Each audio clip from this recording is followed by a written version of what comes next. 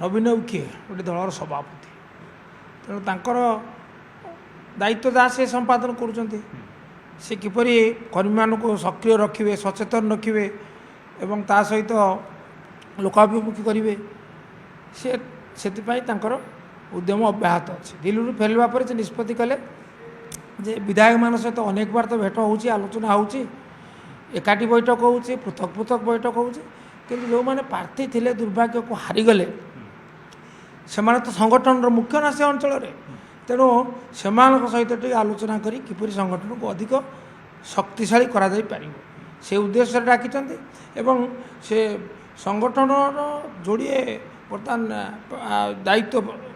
बर्तमान सामने छड़ा गोटे है ये जो आपण जो सघन संशोधन SIR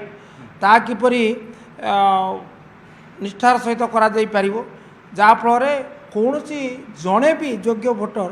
भोटर तालिकारु बाद जीवे ना से तो आमको बारंबार ए संक्रांत निर्देश देइचंती चिठी लिखिं ता सहित गोटे स्वतंत्र राज्य स्तरीय विजेडी कमिटी गठन कर निश्चित भाव में मोर विश्वास आलोचनार गोटे प्रसंग हम एवं ताठू आउ गोटे बड़ प्रसंग हम जे किपरि भाव में संगठन को आम सक्रिय करी पंचायत निर्वाचन पर प्रस्तुत हवा सरकार 2 वर्ष पूरी सरकार दोष दुर्बलता सरकार विफलता सरकार भ्रष्टाचार जोटी जोटी अच्छी ताकू सामना को आने सह